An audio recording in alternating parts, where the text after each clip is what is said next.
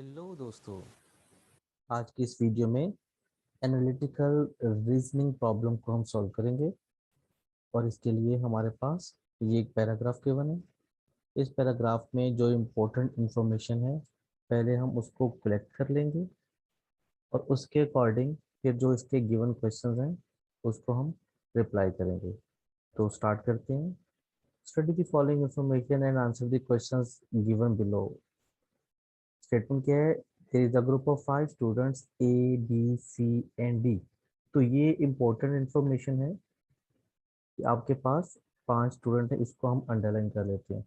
और साथ में फ्रॉम किप्स कॉलेज, कॉलेज का नाम लिखा हुआ, कोई भी कॉलेज हो सकता है। अब इन स्टूडेंट्स के बारे में हमें कुछ और इंफॉर्मेशन गिवन है। B and E are good in dramatics and computer science, तो ये कुछ इंफॉर्मेशन है इंपॉर्टेंट। उसके बाद A and B are good in computer science and physics, ये भी इंपॉर्टेंट इंफॉर्मेशन है। Similarly A B C D, A C D are good in physics, history and A and C are good in physics and mathematics. और last में कहते हैं D and E are good in history and dramatics. तो ये बड़े important information है जिसको हमने अंडरलाइन किया है। अब अगर हम इसको सॉल्व करें तो इन सारी चीज़ों को इस तरीके से स्टेटमेंट में पढ़ना थोड़ा सा याद रखना मुश्किल हो जाएगा। तो हम क्या करते हैं, ये जितनी इंफॉर्मेशन है इसको यूज़ करते हुए एक टेबल बना लेते हैं ताकि हमारे पास ये जितना भी मटेरियल है उसको समझना, उसको अंडरस्टैंड करना आसान हो जाए। तो इसको टेबल बनाने के लिए हम क्या करते हैं कि जो स्टूडेंट्स हैं, हर स्टूडेंट की डिफरेंट लाइकिंग डिसलाइकिंग है। तो हम स्टूडेंट्स को यहाँ पे ऐसे लिख लेते हैं ए, और यहाँ पे आ जाएगा स्टूडेंट बी, और यहाँ पे सी, सिमिलरली आगे डी एरिया आ जाएगा। और यहाँ पे हम उनकी ना लाइकिंग डिसलाइकिंग उनके सब्जेक्ट के अकॉर्डिंग लिख लेते हैं कि वो कौन सा स्टूडेंट कौन कौन से सब्जेक्ट को लाइक कर रहा है, कौन सा सब्जेक्ट को स्टडी कर रहा है। तो ये जब हम करेंगे हमारे पास जो टेबल बन जाएगा वो मैं आपको शो करता हूँ। टेबल यहाँ पे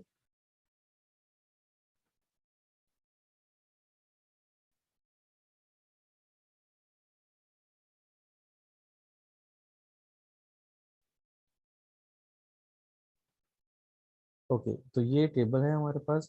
हमारे पास ये 5 स्टूडेंट्स है, ए बी सी डी या डी। तो स्टूडेंट्स का हमने ये कॉलम बना लिया, ठीक है। उसके बाद यहाँ पे जैसे गिवन था B and E are good in dramatics and computer science. तो देखिए बी जो है उसके सामने हमने ये ड्रामेटिक्स को यस कर दिया कि इसमें इंटरेस्टेड है, और उसके साथ वो इंटरेस्टेड है कंप्यूटर साइंस में, तो ये आ गया। और यही डाटा था बी के साथ ई का, तो ये देखेंगे, ठीक है। अच्छा, इसके बाद अगली इंफॉर्मेशन क्या थी? A and B are good in computer science and physics. तो ए के बारे में था कंप्यूटर साइंस एंड फिजिक्स, ये देखें कंप्यूटर साइंस को हाईलाइट कर दिया, फिजिक्स को हाईलाइट कर दिया। सिमिलरली बी का भी यही डाटा था। बी में देखें ऑलरेडी ये हाईलाइटेड था, यस इसमें था कंप्यूटर साइंस में। तो ये जो नहीं था उसको भी हम इस तरीके से हाईलाइट कर देते हैं। तो इस तरीके से बाकी भी जो स्टूडेंट्स हैं और जो उनका सब्जेक्ट्स की लाइकिंग डिसलाइकिंग है उसको यूज करते हुए आप ये टेबल ऐसे कंप्लीट कर लें। अब इस पूरे पैराग्राफ को स्टडी करना बार बार वो मुश्किल काम था। ये देखें जब हमारा ये टेबल बन गया अब हमारा काम बहुत आसान हो गया, और हम सारे एनालिटिकल रीजनिंग के जो क्वेश्चन हैं उसको हम इजीली रिप्लाई कर सकते हैं। तो चलते हैं हम क्वेश्चन नंबर 1 की तरफ। क्वेश्चन नंबर 1 में कहते हैं, ये जो हमारे पास है given, question number 8, who is good in physics, history and dramatics. तो आपको जो डाटा गिवन है आपने उसमें से देख के बताना है कि ये जो 5 स्टूडेंट्स हैं इसमें से फिजिक्स, हिस्ट्री एंड ड्रामेटिक्स में कौन कौन लाइक इंटरेस्टेड था। तो हम स्टार्ट करते हैं फिजिक्स से। तो फिजिक्स में देखें उसका कम्बिनेशन है फिजिक्स एंड हिस्ट्री। तो फिजिक्स और हिस्ट्री का एक ये कम्बिनेशन है, इसमें फिजिक्स और हिस्ट्री आ रहा है, और यहाँ पे फिजिक्स और हिस्ट्री आ रहा है, और यहाँ पे फिजिक्स और हिस्ट्री आ रहा है। इट मीन्स ये बी वाला कैंसिल हो गया, इसको हम छोड़ देते हैं। और सिमिलरली ये भी कैंसिल हो गया, ठीक है। तो आपके पास ये 3 ऑप्शन है। अब इन तीन में से अगर हम ड्रामेटिक्स को भी ज्वाइन करें तो देखें पहले वाले में ड्रामेटिक्स नहीं है, तो ये वाला भी कैंसिल हो जाएगा, ठीक है। और उसके बाद ये जो सी वाला है इसमें भी ड्रामेटिक्स नहीं है, ये भी कैंसिल हो जाएगा। तो लास्ट में आपके पास ये ऑप्शन रह जाएगी जिसमें स्टूडेंट डी है। तो आपका राइट आंसर जो है वो स्टूडेंट डी है। हम देखते हैं यहाँ से क्वेश्चन 8 की कौन सी जो ऑप्शन है वो डी है, तो ये सी वाले में गिवन है। तो यहाँ से आप देखें बहुत आसानी से इसको रिप्लाई कर सकते हैं। चलते हैं हम अगले क्वेश्चन की तरफ, बहुत इंटरेस्टिंग है वो भी। अगले क्वेश्चन में कहते हैं who is good in physics history and mathematics but not in computer science. तो हम क्या करते हैं, फिजिक्स और हिस्ट्री का कॉम्बिनेशन बनाते हैं पहले। ये फिजिक्स और ये हिस्ट्री, उसके बाद ये हिस्ट्री और ये फिजिक्स और ये हिस्ट्री और ये फिजिक्स, तीन का कॉम्बिनेशन बन गया। अब इसके साथ हम मैथमेटिक्स को ज्वाइन करते हैं। तो हमारे पास एक ये वाला आ जाएगा, एक ये वाला, तो ये वाला कैंसिल हो गया। ठीक है, जो पहले था, आप इसको कैंसिल कर लें। अब हमारे पास सिर्फ ये दो ऑप्शंस रह गए हैं।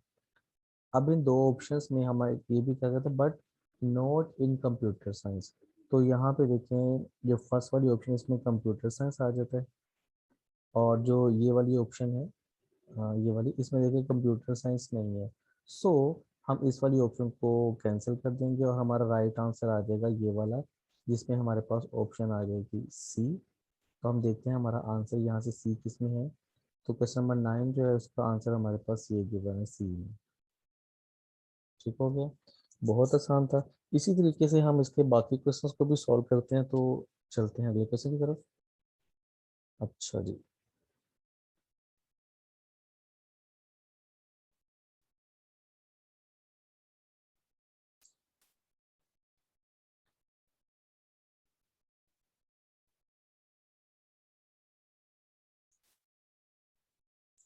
क्वेश्चन नंबर 10 में हमें गिवन है who is good in computer science history and dramatics. Computer science history and dramatics में कौन एक्सपर्ट है। तो इसको हम देखें, computer science history and dramatics. तो यहाँ पे देखिए, computer science history, computer science, और यहाँ पे हिस्ट्री नहीं है तो ये वाली ऑप्शन को हम निगलेक्ट कर देंगे। उसके बाद कंप्यूटर साइंस और हिस्ट्री, तो ये दो ऑप्शन रह गई हैं, एक ये वाली और एक ये वाली। अब इसमें से हम देखते हैं कि ड्रामेटिक्स में कौन सी है। तो क्योंकि यहाँ पे देखें ड्रामेटिक्स में नहीं है कोई स्टूडेंट ए, तो इसको भी हम ऑप्शन को छोड़ देंगे। रिमेनिंग हमारे पास यही वाली ऑप्शन रह जाएगी, इसमें हमारे पास आंसर आ जाएगा ई। सो क्वेश्चन नंबर 10 के आंसर में हम देखते हैं कि ऑप्शन ई कहाँ पे है।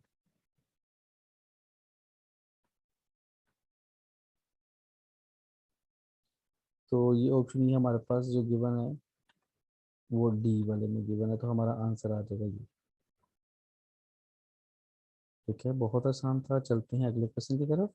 और अगला क्वेश्चन हमारे पास who is good in history, physics, computer science and mathematics. अब देखें चार सब्जेक्ट इसमें आ गए, हिस्ट्री, फिजिक्स, कंप्यूटर साइंस और मैथमेटिक्स। तो अब देखते हैं यहाँ पे चार ऑप्शंस किसमें है, history, computer science, physics and mathematics. Table पे वापस आते हैं। तो history, computer science, physics and mathematics, इसमें चारों आ रहे हैं। उसके बाद यहाँ पे देखें हिस्ट्री, यहाँ पे हिस्ट्री नहीं है, ये ऑप्शन कैंसिल हो जाएगी। और यहाँ पे कंप्यूटर साइंस नहीं है, ये ऑप्शन कैंसिल हो जाएगी। यहाँ पे मैथमेटिक्स नहीं है, ये ऑप्शन कैंसिल हो जाएगी। और यहाँ पे ना तो मैथ है ना फिजिक्स है, तो ये भी ऑप्शन कैंसिल हो जाएगी। तो फाइनली आपके पास इसका आंसर आ जाएगा ऑप्शन में, जो स्टूडेंट ए है, ये ऐसा स्टूडेंट है ये चारों सब्जेक्ट ले रहे हैं। सो अब हम चलते हैं आंसर की तरफ कि ऑप्शन जो स्टूडेंट ए की है वो कहाँ पे गिवन है। तो स्टूडेंट ए की ऑप्शन जो है वो ए में ही गिवन है। हाँ, ये वाली हमारा राइट आंसर आ गया ए।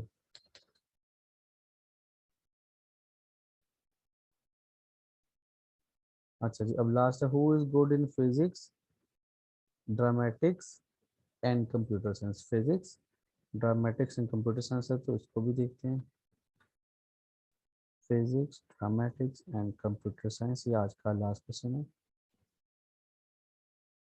फिजिक्स के साथ ड्रामेटिक्स, तो ये वाली ऑप्शन तो कैंसिल हो जाएगी क्योंकि इसमें ड्रामेटिक्स नहीं है, और ये वाली ऑप्शन भी कैंसिल हो जाएगी।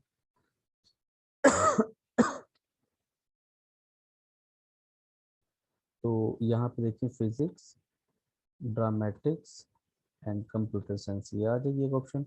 और यहाँ पे देखिए ये जो फिजिक्स है इसमें ड्रामेटिक्स भी है, लेकिन यहाँ पे कंप्यूटर साइंस में तो ये भी ऑप्शन कैंसिल हो जाएगी। इसके अलावा फिजिक्स के साथ और कोई ऑप्शन है ही कोई नहीं, तो फाइनली हमारा आंसर इसमें जो है वो स्टूडेंट बी आ जाएगा। अब देखते हैं कि ऑप्शंस हमारे पास बी वाली कहाँ पे आती है। तो ये हमारे पास जो ऑप्शन बी है तो यहाँ पे गिवन है, ठीक है। तो ये हमारे आंसर्स आ गए हैं। तो इस तरीके से आप किसी भी रीजनिंग के क्वेश्चन को बड़ी आसानी से सिंप्लीफाई कर सकते हैं, सॉल्व कर सकते हैं। और आपको क्या करना पड़ेगा, जो भी आपको क्वेश्चन गिवन होगा, जैसे कि यहाँ पे हमारे पास ये क्वेश्चन गिवन था, तो हमने क्या किया, हमने उसको स्टडी किया और उससे रिलेटेड एक छोटा सा टेबल बना लिया। टेबल बनाने से फ़ायदा ये होता है कि जो भी इंफॉर्मेशन है वो सारी की सारी बेस्ट पॉसिबल वे में हमारे सामने आ जाती है, और वहाँ से आंसर को ढूंढना आसान हो जाता है। जैसे आपने देखा कि यहाँ पे हमने क्या किया था कि जो ऑप्शन थी, जैसे स्टूडेंट ए है वो जो सब्जेक्ट पढ़ रहा था उसके सामने हमने यस लिख दिया, बाकियों को ब्लैंक छोड़ दिया। अगर आप इसको मज़ीद सिंप्लीफाई करना चाहें तो आप यस लिखने की बजाय वहाँ पे सिंपल एक टिक लगा लें, ठीक है, इस तरीके से टिक लगा लें, यस ना लिखें पूरा, तो आपका काम और आसान हो जाएगा। अगर आप टिक नहीं लगाना चाह रहे तो सिंपल वाई लिख लें, वाई फॉर यस। तो इस तरीके से भी आप इसको अच्छे से सॉल्व कर सकते हैं। और टेबल बनाने से बेनिफिट ये होता है कि सारी की सारी इन्फॉर्मेशन जब वहाँ पे आ जाती है तो उसको स्टडी करना और क्वेश्चंस को आंसर करना बहुत आसान हो जाता है। आज की वीडियो में यही क्वेश्चन था, बाकी इंशाल्लाह अगली वीडियो में मज़ीद क्वेश्चन के साथ आपसे मुलाकात होगी। थैंक यू, फिर मिलते हैं। अस्सलाम वालेकुम, अल्लाह हाफिज़।